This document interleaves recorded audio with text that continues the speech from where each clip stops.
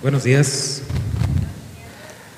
Vamos a continuar con la lectura en el libro de Deuteronomio, capítulo 27. Deuteronomio 27.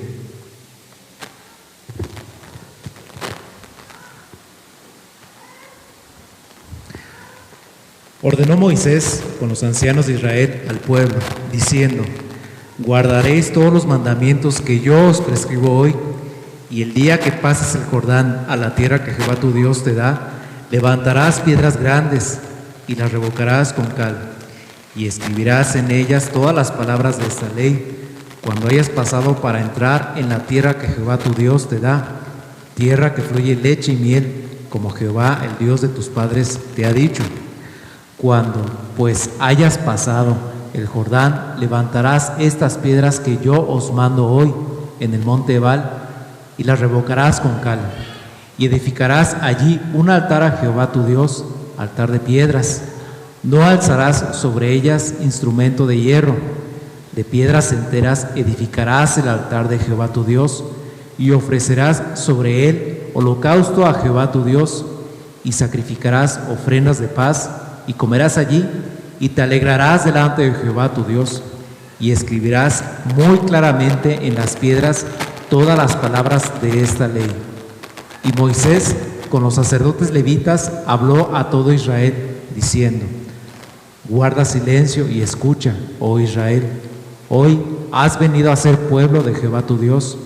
Oirás pues la voz de Jehová tu Dios, y cumplirás sus mandamientos y sus estatutos que yo te ordeno hoy. Y mandó Moisés al pueblo en aquel día, diciendo: cuando hayas pasado el Jordán, estos estarán sobre el monte Gerizim para bendecir al pueblo: Simeón, Leví, Judá, Isaacar, José y Benjamín. Y estos estarán sobre el monte Ebal para pronunciar la maldición: Rubén, Gad, Aser, Zabulón, Dan y Neftalí. Y hablarán los levitas y dirán a todo varón de Israel en alta voz: maldito el hombre que hiciere escultura o imagen de fundición, abominación a Jehová, obra de mano de artífice, y la pusiere en oculto.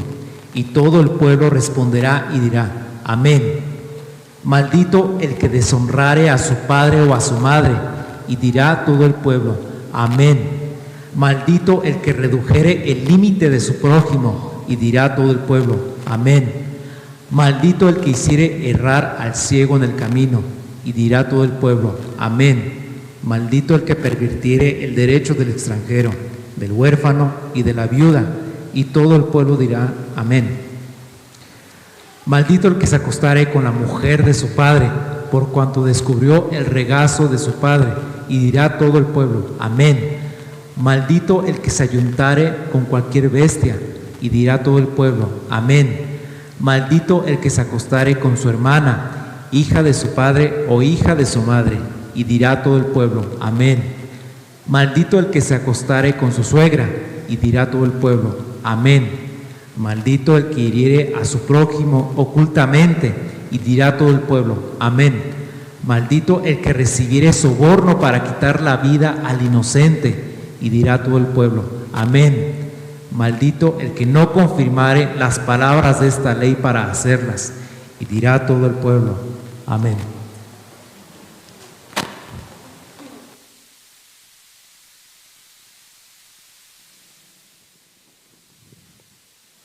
Hermanos, me gustaría empezar con un paréntesis aquí, y es que creo que fue este año, si no mal recuerdo, o justo quizá a finales del año pasado, pero sobre el monte Ebal había un arqueólogo que estuvo haciendo unas excavaciones, no recuerdo ahorita el año, y había descartado bastante material que no podía analizar en ese momento. Recientemente hubo un arqueólogo que se involucró en ese mismo sitio sobre el monte Ebal, en el cual se había encontrado un altar. Y eso es relevante porque Moisés les dice que construyan un altar.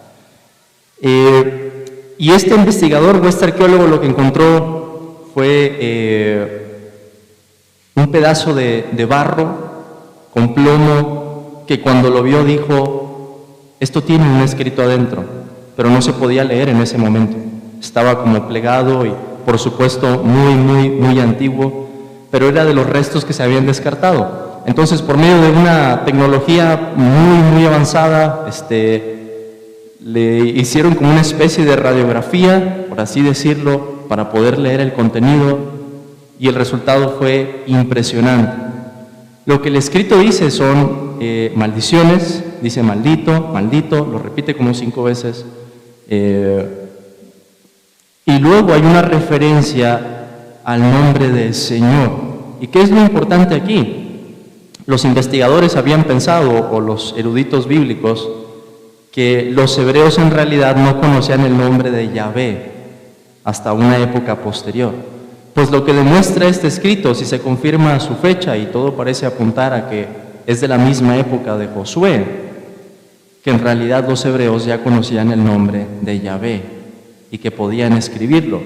Y eso coincidiría perfectamente con lo que encontramos en el registro bíblico. Entonces, es un paréntesis, digo, porque es un descubrimiento arqueológico importante. Hay una rama de estudiosos en el Antiguo Testamento que se dedica a demostrar la veracidad de lo que encontramos en el Antiguo Testamento por medio de las excavaciones arqueológicas. Pero ese era solamente un paréntesis. Hermanos, uno de los puntos más difíciles en la teología, que tiene que ver con este pasaje, es la correcta distinción que hay entre la ley y el Evangelio. ¿Cuál es la diferencia entre la ley y el Evangelio? ¿Cuál es la armonía que existe entre la ley y el Evangelio? También es fácil caer en desequilibrios extremos o hasta herejías al momento de trazar cuáles son las diferencias y las distinciones. Esta sección nos da un buen punto de partida para meditar en las funciones que la ley tiene, sobre todo para los que vivimos en la época del Nuevo Pacto. Primero, entonces, déjenme contextualizar la sección que tenemos aquí, y en segundo lugar, quisiera que reflexionemos en la función que tenían las maldiciones que encontramos en este pasaje. En primer lugar, el contexto. Moisés ordena que el pueblo escriba la ley en el monte Ebal. Es algo que no ha pasado todavía, va a pasar hasta que lleguemos al libro de Josué, capítulo 8, es el momento en el que escriben esta copia de la ley y la graban en piedras. ¿Por qué grabarla en piedras? Porque era la forma en que iba a permanecer. Recuerden, hermanos, que Deuteronomio nos presenta cuáles son las instrucciones para vivir de manera santa en la tierra prometida. Y por eso hay tanto énfasis de parte de Moisés de que cuando lleguen allí, escriban sobre la piedra o sobre las piedras la ley. Porque para poder vivir en la tierra iban a tener que obedecer. La desobediencia, como vamos a ver, es en el capítulo 28, acarrearía como consecuencia final el exilio de esa tierra prometida.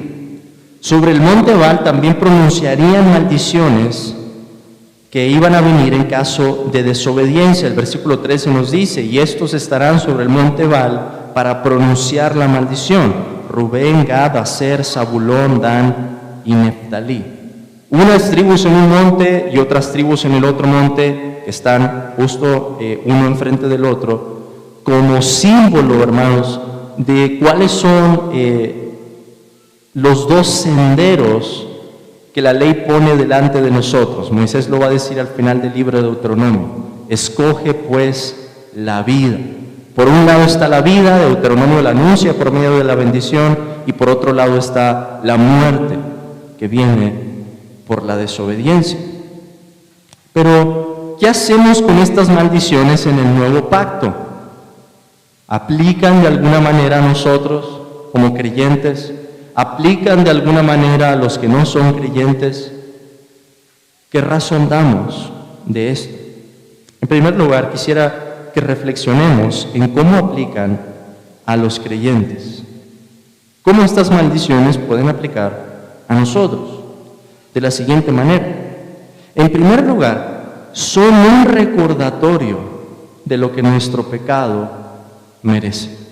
Son un recordatorio de lo que nuestro pecado merece. Nuestro pecado, hermanos, como creyentes, sigue mereciendo una pena. La paga del pecado es la muerte. Nuestro pecado, en términos absolutos, sigue mereciendo el castigo. No es lo que vamos a recibir, porque Cristo lo ha recibido por nosotros. Pero la ley nos recuerda el castigo, hermanos, que pasaríamos o que tendríamos que sufrir de no ser porque un mediador, Cristo Jesús, se ha interpuesto en nuestro lugar. Entonces, la ley tiene esa función todavía, y las maldiciones nos recuerdan esto. Como creyentes podemos caer en el error de pensar que quizá nuestro pecado es menos desagradable delante de la santidad de Dios que el pecado de un incrédulo. En términos absolutos es igualmente desagradable, sigue siendo abominable delante de Dios, y la ley nos ayuda a recordar eso. Pero en segundo lugar, las maldiciones nos hacen ver lo que el Mesías tendría que pagar para que nosotros pudiéramos ser redimidos. ¿Cómo sabemos esto? ¿Cómo llegamos a esta conclusión? Ya había mencionado este pasaje, pero aplica aquí de la misma forma. Vamos a Gálatas, capítulo 3, versículo 13. Gálatas 3:13.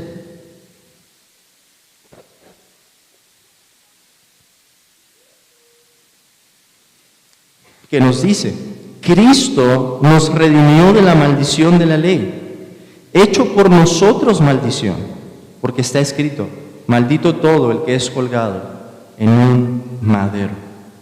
La maldición que la ley anunciaba como un todo, que no es, hermanos, nada menos que la separación de Dios, que nosotros seamos cortados definitivamente, eternamente, de la presencia de Dios. Así como vemos que Adán es cortado en un principio y Dios lo expulsa del huerto, la maldición final sería que nosotros seamos cortados para siempre, que ni siquiera haya una posibilidad más de que podamos ser reconciliados con Él y tengamos acceso a su presencia.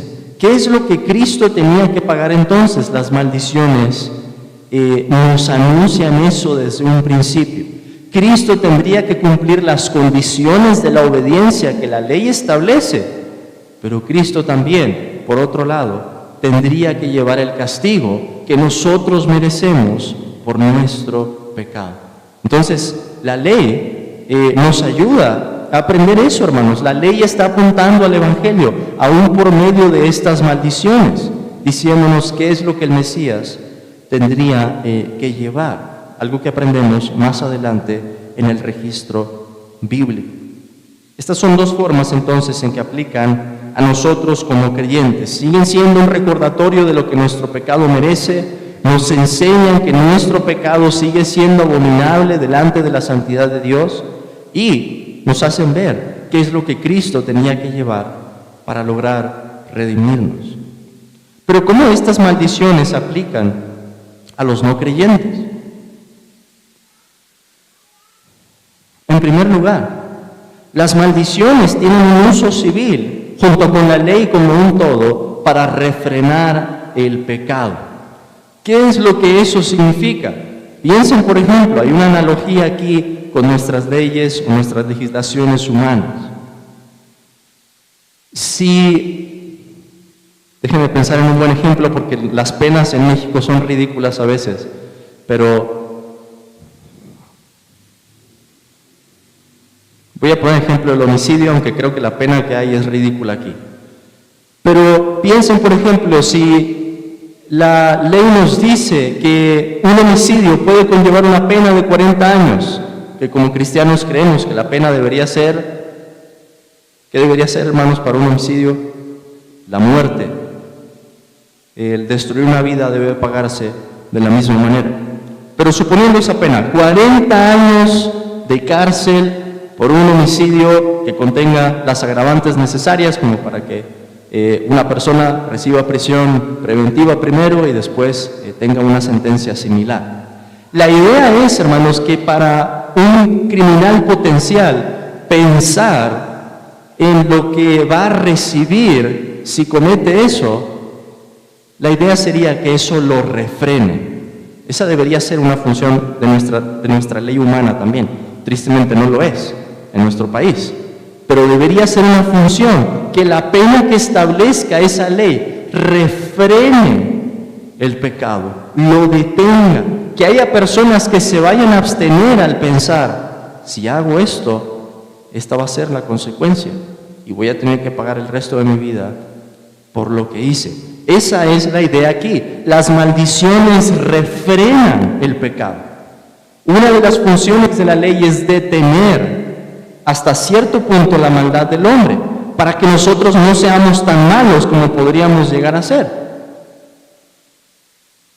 En segundo lugar, estas maldiciones son amenazas que anuncian el juicio de Dios, no solamente de una manera temporal, como lo sería en el caso de Israel. Creo que las maldiciones también que se nos presentan aquí apuntaban a una realidad escatológica, a una realidad eterna, no solamente a un castigo temporal, a un castigo eterno. ¿Qué es lo que eso significa? Que el pecador, permaneciendo en el estado en el que está, puede saber lo que le espera delante de Dios. Y Dios es transparente, Dios es claro al anunciar eso. ¿Cuál es el destino que le espera al pecador no arrepentido? La maldición de Dios. El ser cortado para siempre de su presencia y recibir un castigo positivo, un castigo agregado. La ley entonces debería recordarle a Israel, esto es lo que va a pasar si seguimos por el camino de nuestra desobediencia. Dios ya nos lo ha anunciado. No es algo que Él haya escondido, no debería ser un secreto para nosotros. Y de la misma forma en este tiempo. Hermanos, por eso predicamos la doctrina del infierno. Porque Dios no ha escondido cuál es el destino de los que viven, como lo hace Satanás y sus ángeles, de los que se identifican con ellos viviendo en disolución, viviendo en pecado, en inmundicia. Dios ya lo ha anunciado y lo que espera es maldición. Por último, en el caso de los no creyentes, la ley también tiene un uso pedagógico para mostrarles que nadie puede ser salvo por sus obras. Entonces, noten esto, hermanos, que la ley, al mismo tiempo que tiene funciones para amenazar al pecador, tiene funciones para apuntar a Cristo.